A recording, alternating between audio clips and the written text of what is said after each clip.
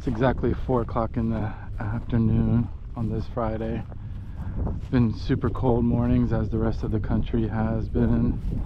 It's about ready to get even more stupid cold with, you know, snow flurries, even forecasted here in Daytona Beach, but mainly over on the west coast. But you know what? Today's afternoon was kind of warm. The wind just kind of kicked up, unfortunately. But I still have some patches of clear water. So yeah, I'm just going to try to make something happen. I know that they are just lethargic because Florida strain bass hate the cold.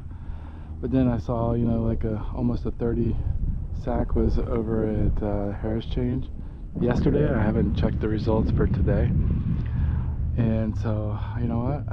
I thought, let me go try to make it happen in an hour. I don't know how far along I'll get. I don't know the techniques I'll be throwing. But I'm definitely going to try to make something happen. And if I can sneak out tomorrow with this front barreling down on us, I might try to do that and then combine the two videos. We do have a little wind on it, so I'll be throwing the chatter around, just trying to slowly dragging it, just keeping that blade moving, maybe ripping it off the bottom. Try to get a reaction bite. I do have a jerkbait with me. Do have a frog still tied on like a dummy, but you know what? I was like, man, this pond has been just on fire with the toad, so I'm going to continue to do that. Then I got the shaky head, a football jig, things of that nature. So yeah, let's see what happens. I almost want to start with the jerkbait, but I even have a drop shot, so got all kinds of goodies tied on today, or had them tied on actually. But you know, I'm going to be working this chatter. Just still going to be targeting the shore, because there is no cover besides the weed line. So let me stop it right there.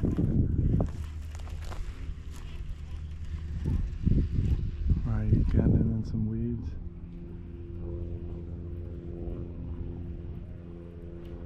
Oh, that felt good, but it was weed. The water has stained up even more so because of a little bit of rain that we've been having.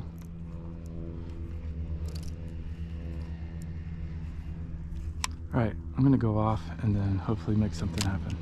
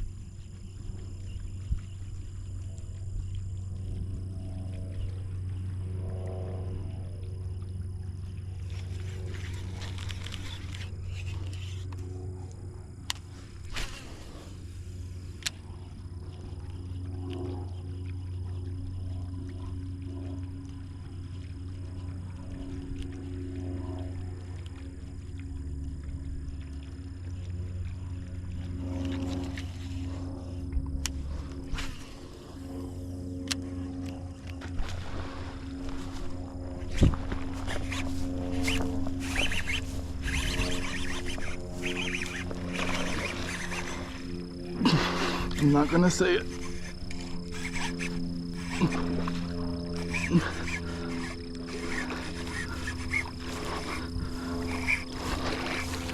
But that's a giant.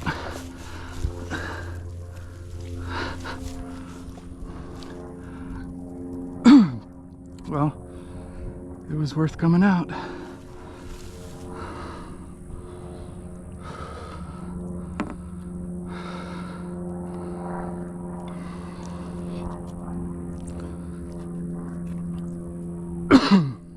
Definitely biggest fish of the year so far. I just hooked myself. I'm going 7 pound. She's 7. Sorry, my gator's in my mouth. I'm thinking 7.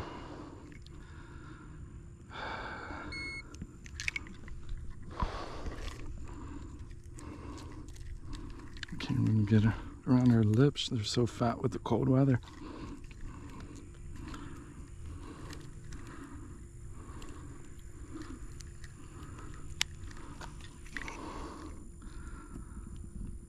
Seven pounder. Yep, 7-0. Hopefully you can see that with the sun. It's going 7-0. She's a beauty. She's a tank. Come on, baby, let's get you back in.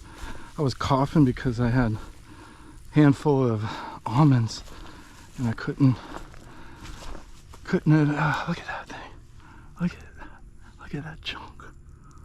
I couldn't like breathe or anything, so I had to go off the camera.